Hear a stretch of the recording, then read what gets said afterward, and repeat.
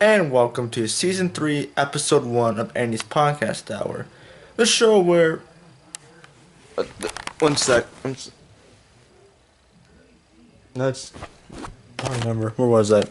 So, this season we'll be discussing events from 1945 until 1989, which means the Cold War. Warsaw Pact and Soviets versus NATO and the West. What the camera wrong? Screw it. So for this season, we'll be discussing the Cold War, and for seasons 4 and 5, political parties. And my down the road, we'll be discussing this list of political ideologies. So let's do it. List of wars. Now some of these are still ongoing. So let's do this. Now, here we go, 1945 to 1949. Now, here's some context. This is after the war.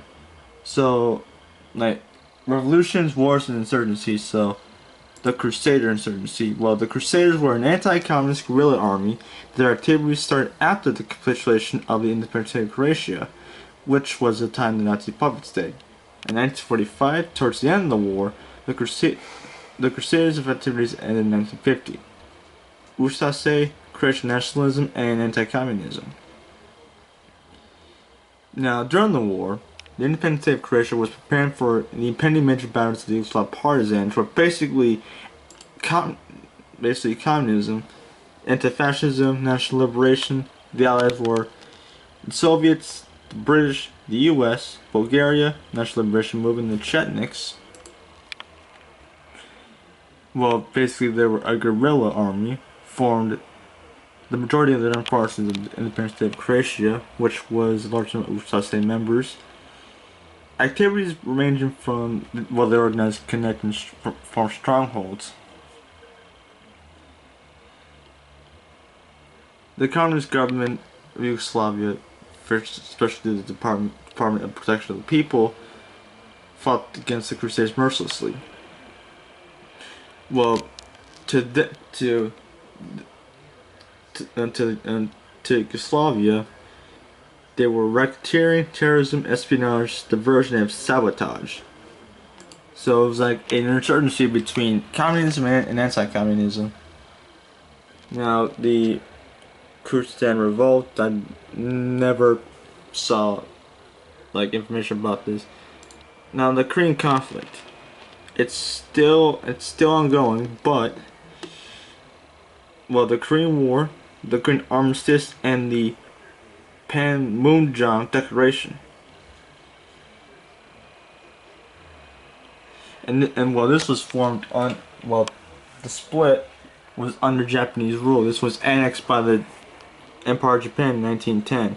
In the following decades, during the Japanese occupation of Korea, nationalist and radical groups were emerged, mostly in exile, struggled for independence. Based in China, the Korean provisional government failed to obtain widespread recognition. Now, Syngman Rhee was the first president of South Korea, and Kim Il-sung was the first leader of North Korea. Before this, there was a military government, and then the Soviets and the U.S. took their respective countries. Now, well, both opposing governments consider themselves to be the government of the whole Korea to this very day, and both saw the division as temporary, but it wasn't temporary, and lasts to this very day too. There was a Jeju uprising and the Yusu Suncheon rebellion. Now the Korean War itself. Now, let me explain. The Cold War wasn't a direct war, but a series of proxy wars spread throughout the globe. Communism and capitalism. Now, this was part of the Cold War and the inter-Korean conflict. This was between South Korea and a UN-supported backing, including the United States, Britain, Canada, Turkey, Australia, the Philippines, New Zealand, Thailand, Ethiopia, Greece, France, Colombia, Belgium, South Africa, Netherlands, and Luxembourg. Medical support: Denmark, Italy, West Germany, India, Israel, Norway, and Sweden, and Taiwan, Japan, Cuba, before it went communist, El Salvador, and Spain. Oh, sure. Well, what this was the well, this was Franco with Spain. Well, Kingdom of Spain from the 1947 to 1975, but it was a dictatorship back then. Now between Simon Rhee and Kim Il-sung. Now during the Cold War, there were Truman, Eisenhower, Kennedy, LBJ, that's 4. Nixon, that's 5. Ford, that's 6. Carter, that's 7. Reagan, that's 8. And George W. Bush, that's 9. So 9 presidents during the Cold War. Well, Truman, MacArthur, Ridgway. Yeah, well, Truman was the president at the time. Well, period Japanese rule. Many Korean nationalists for the country, and the British Republic of Korea was founded in 1919. While it was in exile, nationalist China it failed to achieve international recognition, failed to reunite the nationalist groups, and fractured its relationship with the U.S.-based founding president Syngman Rhee. From 1919 to 1925, Korean communists led internal and external warfare against the Japanese army. Yeah, the Soviet-Japanese War. Now the division of Korea. Now the Chinese Civil War was still taking place before this. Of course, the war. So this explains it. That is South Korean U.S. Commonwealth and United Nations forces. Now U.S. intervention. Yeah, well, U.S. intervention. The Truman administration was unprepared for the invasion of Korea. Well, MacArthur wanted to bomb the North into submission, but Truman fired him. That's what politicians do.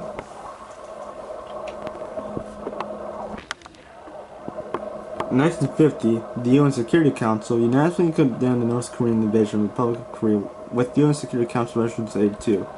It explains that the Soviet Union, a veto-wielding power, had boycotted the Council meeting since 1950, because the Taiwanese Republic of China and not mainland People's Republic of China held a permanent seat in the UN Security Council. After debating the matter, the Security Council in 2017-1950 published Resolution 83, recommending member states provide military assistance to the Republic of Korea.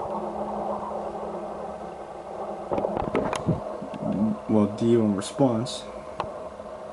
The Battle of Osan was the first significant U.S. engagement of the Korean War, and my grandpa fought in the Korean War, but not fighting, but was like an engineer at some point. Battle of Incheon, which means against the rested and rearmed Pusan perimeter defenders and their reinforcements, the Korean People's Army were undermanned and poorly supplied. Like the UN command, they lacked several in air support. Yeah, there's lots of filler. Yeah, Premier Zhu Enlai, the UN that quote Korea's China's neighbor, the Chinese people can't be concerned about the solution of the Korean question. Yeah, if China had intervened, we would win that war easily. To enlist Stalin's support, Zhu and the Chinese delegation arrived in Moscow on October 10th, which point flew Stalin's home to the Black Sea. They conferred with the top Soviet leadership. They include Molotov, Beria, and Malenkov. This was during Stalin's reign too.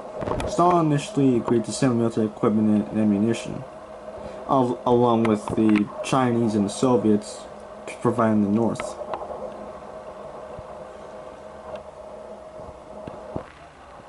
B-26 invaders bombed logistics depots in Wonsan, North Korea.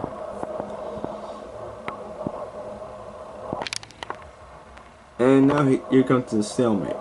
For the remainder of the Korean War, the UN command and the PVA fought by exchange of territory.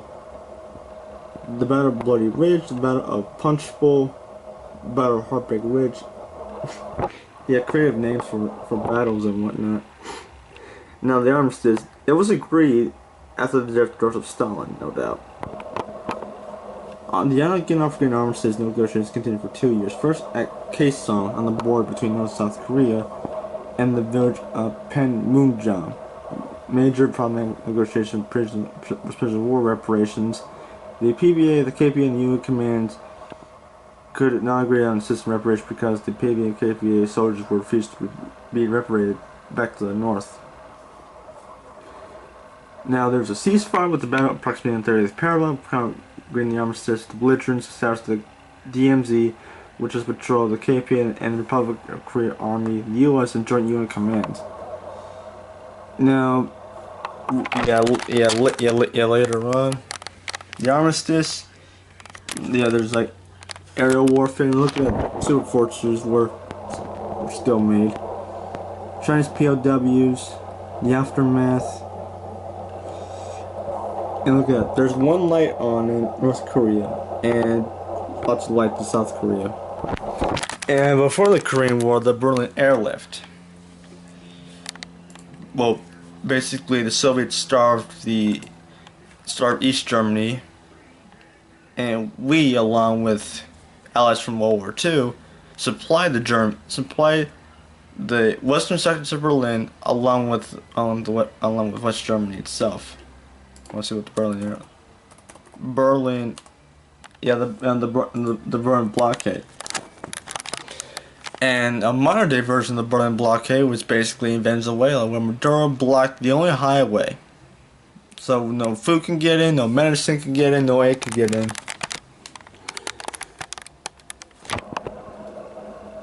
The division of Germany. The victorious allies reached a Potsdam Agreement on the fate of post-war Europe. Soviet authorities forced to unify the Communist Party of Germany and the Social Democratic Party in the Socialist Unity Party, or the SED. Yep.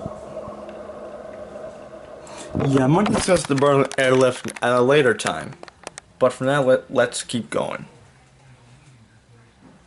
This is gonna be longer than I expected. Here we go. The First War in Vietnam, or codenamed Operation Masterdom, or Southern Resistance War. This was a post-World War II armored conflict among large British, Indian, French task forces and Japanese troops in the Southern Expeditionary Army Group, or SEAG, versus the Vietnamese Communist movement, the Viet Minh, for control of the country after their Japanese surrender. This was between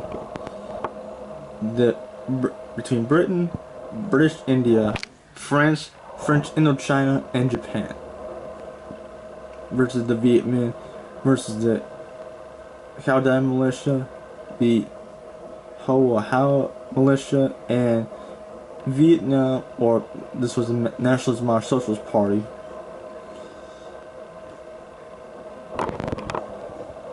Well, this was an 8-year conflict between the Viet Minh Nationalist forces. The second beginning of the War of Control of South Vietnam, featured an unsuccessful American intervention, and in 1975, the country of Cambodia. The Vietnamese invasion in 1978, the numbering overlooks the brief significant internal conflict. Also, this was a French colony in Southeast Asia. French reserve control Saigon, which means that now the Viet Minh attacks infrastructure such as small arms, grenades, mines, mortars, and artillery. Now have casualties. For Britain's involvement in the First Vietnam War, they officially stated that 40 British and soldiers were killed. French and Japanese soldiers' casualties are a little higher. An estimated 2,700 Vietnamese were killed. The unofficial total may be a bit higher. Now, this was in fact an Allied operational success. Restoration of French rule in Indochina. French Indochina War begins. Yeah, I'm not going into too much detail. Here comes our first revolution. The Indonesian National Revolution, or the Indonesian War of Independence. This was in Indonesia, resulted in the Dutch military victory, Indonesian political victory, Dutch recognition of the United States of Indonesia, and the Dutch-Indonesian Round Table Conference between Indonesia, the PDRI, which is the emergency government in Indonesia, and the TNI, which stands for the Indian National Armed Forces. Japanese volunteers and Indian defectors between the Netherlands, the Dutch East Indies, the West Indies, the KNIL, which stands for the Netherlands Royal East Indies Army, and the NICA, which is the civil administration in the Netherlands, and East Indonesia, and a bunch of smaller countries. Independence declared. Under pressure from radical and politicized youth groups, Suranko and Hatta proclaimed Indonesian independence. After the Japanese emperor surrendered in the Pacific, the following day, Central Indonesian National Committee elected Sukarno as president and Hatta as vice president, and there's the proclamation right there. The people of Indonesia hereby declare the independence of Indonesia. Matters which concern the transfer of power, etc., etc., be executed by careful means in the shortest possible time. Jakarta, 7th to 15th August 1945. Yep. From the Republican government. By the end of 1946, the Central Republican government has been established in Jakarta. It established a constitution drafted during the Japanese occupation by the Perpetuating Committee for Indonesian Independence. The general election is yet to be held. The Central Indonesian National Committee was appointed to assist the president. Similar committees were established at provincial and regency levels. Oh, here comes the counter-intervention. The Dutch accused Suranko and Hatta of collaborating with the Japanese. National Republic was creation of Japanese fascism. The Dutch citizens in this administration received $10 million loan from the U.S. to finance its return to Indonesia. So, we were involved in the United States was involved in this $10 million. Also, it was battle after battle. Operation Product. The Dutch launched major military offensive called Operation Product with the intent of conquering the Republic. There's an agreement. Yep. You can read this for yourself. And there's the U.S. of Indonesia right here. Yeah, impacts. Ranging from about 45,000 to 100,000 civilian deaths, seems like 25,000 each. The revolution had direct effects on economic conditions. Shortages were common, particularly food, clothing, and fuel. They're affecting two economies, the Dutch and Republican economies, both of which had simultaneously rebuilt World War II and survived the disruptions of the revolution. The Republic had set up on necessities of life, including range from postage stamps, army badges, and train tickets, while subject to Dutch trade blockades. Confusion, ruinous, and inflationary surges resulted in competing currencies. Japanese and New Dutch money, Republican currencies were all used, often concurrently.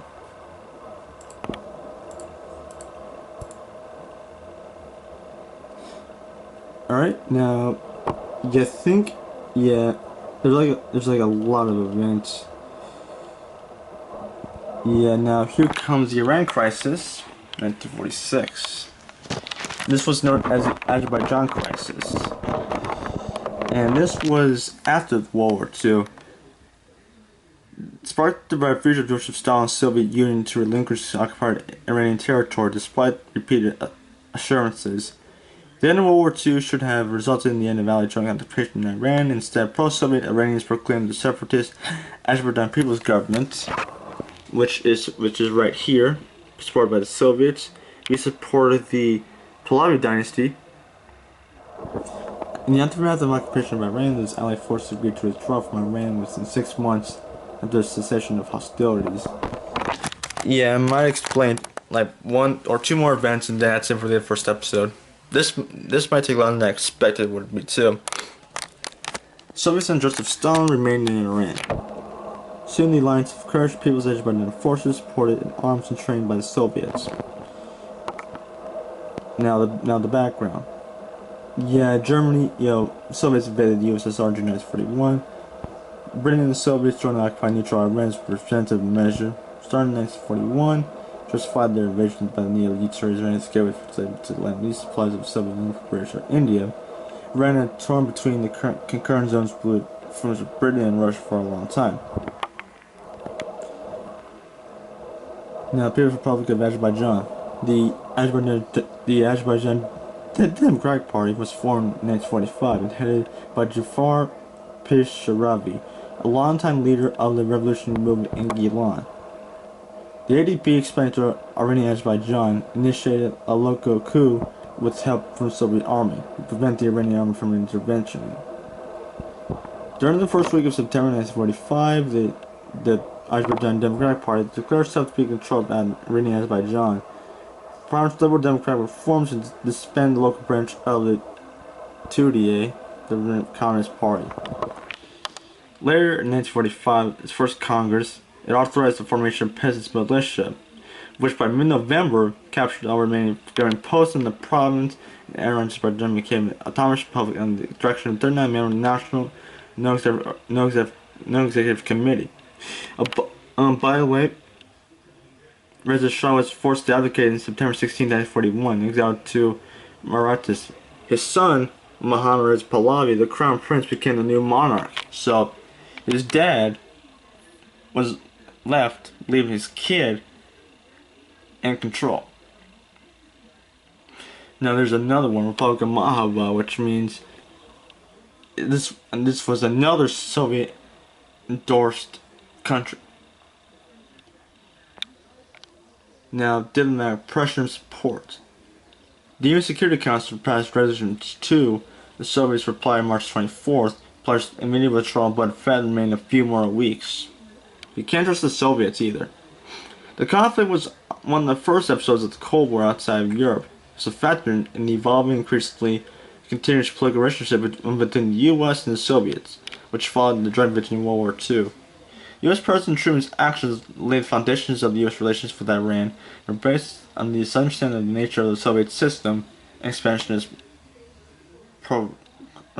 proclivities, as well as the convictions that Soviet threats and aggression should be contained with force if necessary.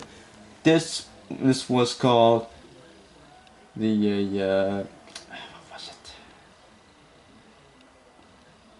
Oh, that's right, the containment. Soviet influence and expansion occurred elsewhere in Southeast Asia, also led to the introduction of the Cold War. Taking Truman's cue, successive U.S. presidents enlarged and refined their policies toward Iran by extending economic and technical assistance, strengthening its military potential, establishing closer cultural ties, and integrating Iran into the regional security system of the Middle East and the Persian Gulf.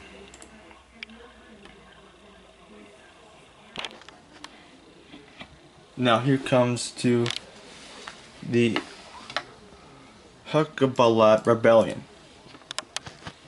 Alright, this was during World War II and the Cold War. This was a Philippine military victory, or government victory. This was between the United States, the Commonwealth of the Philippines, the Haqq-e-Balad, which is like a conspiracy of warfare, Republic of the Philippines, and the United States. It started during the Japanese occupation of the Philippines from 1942. It continued under the presidency of Manuel Roxas, and in 1954 under the presidency of Ramon Magsaysay. Now, the growth of peasant organizations. With peasants and out of work and cash crops being performed to staple food, peasants started begging and stealing from the rice warehouse of the government. There was despair during the troubled decade. The 1930s saw the formation of many small peasant units, including the Sakdal and the Anakapwais. There's no way I got that right. The objective of these moves was broadly to revert the traditional tenancy system. It means of protesting, however, changed. There were strikes, petitions to government officials, including the president, court cases against landlords, even running for winning in local offices. Now, this was during the Japanese army invaded the Philippines. The country did not have sufficient military capacity to protect its citizens and needed help from the U.S. under the USFFE, which stands for U.S. Armed Forces in the Far East, against the Philippine Republic. Life for the Hooks did not return to pre-war conditions after World War II. Most of the landlords were collaborators during the Japanese occupation, no longer interested in tenant farming. Furthermore, most of them had already moved to Manila during the war. Furthermore, in 1945, the U.S. Counterintelligence Corps decided that the only way to end themselves a Hook domination in the area was to arrest the prominent leaders of the Hook Balat. There were 20 prominent leaders arrested, including Tatu commanders Castro Alejandro and Luis Torak. In September, Luis Torak and the Hook leaders were freed from prison. Luis formally announced the end of the resistance movement. He gave the roster of the Hook collaborators to the U.S. and Philippine governments with recognition of President Sergio Simena. The Hooks saw as a divine conquer tactic and decided to accept anything from the government. Yeah, it's Manuel Roxas. Independent Philippines. The Hook staged a rebellion against Roxas' presidency with the march of the Philippine independence days before Fidel's murder. Roxas employed a term of Mail First policy to stop the rebellion. It was meant to crush the rebellion within 60 days. The Philippine Constabulary increased the operations against the Hooks. Roxas viewed the Hooks as communists and saw the need for groups for suppression, including peasant armed warfare. And these guys, the Hooks, trained in guerrilla warfare against the Japanese occupation, while the Philippine government was established to come from the army. Alleged Soviet involvement. Between the Soviets and the communist movement in the Philippines, Harvard University's Stephen John Morris wrote that there's no evidence that the Soviets had provided weapons to the communist Hook resurgence, but their struggle to the communists were receiving the least propaganda support from the Soviets. Part of the Soviets split, the USSR allowed China to take the lead, while supporting communist groups in East Asia. Also, there's like a women force in the Hook rebellion. These were inclusive of women peasants who advocated for inclusion in the movement of resistance to the word Japanese war atrocities against women, including rape and mutilation. Yeah, now this was basically the People's Liberation Army back then too. Also, Hirohito was part of this Imperial Japanese Army, the Kempeitai, Imperial Japanese Navy, and yeah. So that does it for this first episode of Season 3. Hope you guys enjoyed it. Thanks for watching. Hit the sub button for more Annie's Podcast Hour. Like, comment, and share this video. Hashtag I'm a creator. Thanks for watching this. I'll see you guys next time. And there's more to cover. Yep, there's like lots more to cover. So we gotta go to the first Indochina War, the Greek Civil War, the Paraguayan Civil War, and then first the Punch Rebellion, another integration, Romanian anti-communist resistance movement. Jesus Christ! And we'll be going. See, so what? I think we still got more to go. So that about does it. Thanks for watching. See you next time. Peace out, my dudes.